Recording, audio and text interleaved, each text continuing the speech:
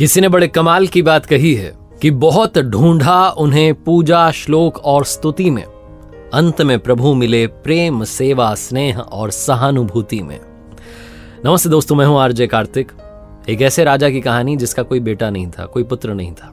वो बहुत परेशान था। अंत में उसे किसी ने कहा कि आप तांत्रिकों के पास जाइए, उनके पास में उपाय होते हैं। तो तांत्रिकों के पास में गया राजा। उन्होंने कहा कि आपको एक छोटे बच्चे की बलि देनी होगी, उसके बाद आपको पुत्र प्राप्ति हो जाएगी। राजा को उपाय समझ में आ गया। पुराने जमाने की कहानी, उस जमाने में ये सब प्रथाएं चला करती थी।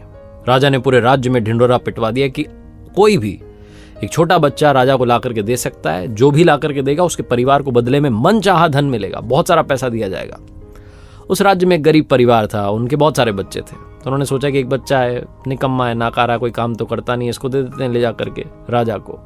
हमारे किसी काम का नहीं है, बलि अगर इसकी चढ़ भी जाएगी, अगर ये मर भी गया तो हमें कोई फर्क नहीं पड़ेगा, बदले में बहुत सारा पैसा मिलेगा। ये सोच करके उस परिवार ने उस बच्चे को राजा को सौंप दिया। तांत्रिक आ गए, राजा को बुलाया गया, बच्चे को बुलाया गया, सारी तैयारी की गई बलि चढ़ाने की। राजा ने उस बच्चे से पूछा कि बेटा आपकी कोई आखिरी इच्छा है? तो उस बच्चे ने कहा हाँ, मुझे थोड़ी रेत ला करके दे दीजिए, मिट्टी ला करके दे दीजिए।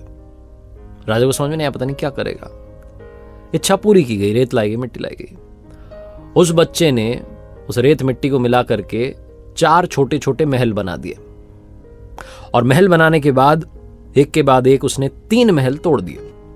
चौथा वाला जो था, उस महल के सामने वो हाथ जोड़ करके बैठ गया, प्रार्थना करने लगा। और उसके बाद जब उसने प्रार्थना पूरी की तो उसने कहा ठीक है, बलि चढ़ा दो। तांत्रिक चौंक गए, राजा डर गया कि ये क्या कर रहा है। तांत्रिकों को लगा पता नहीं कौन सी विधि कर दी।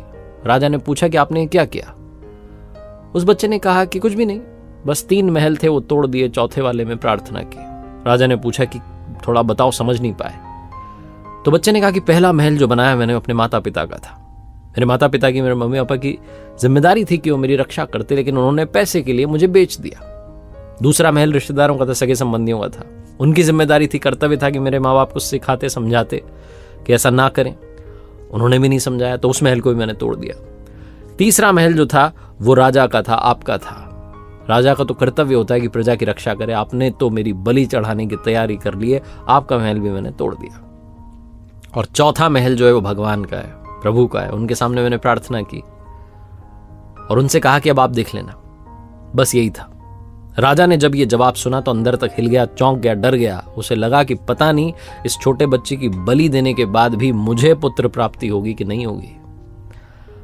राजा जो था वो इतना घबरा गया कि उसके मन का विचार बदल गया। उसने सोचा कि पुत्र प्राप्ति होगी नहीं होगी ये तो भविष्य की बात है, क्यों ना इस समझदार बच्चे को ही गोद ले लेता हूं और अपना बेटा मान करके राजकुमार घोषित कर देता हूं। राजा ने बिल्कुल वही किया, उस बच्चे को गोद लिया और अगला राजकुमार घोषित कर दिया। छोटी सी कहानी, लेकिन सार ये है कि जीवन में जब सब तरफ से रास्ते बंद हो जाते हैं, दरवाजे बंद हो जाते हैं, एक दरवाजा हमेशा खुला होता है, वो है प्रभु का।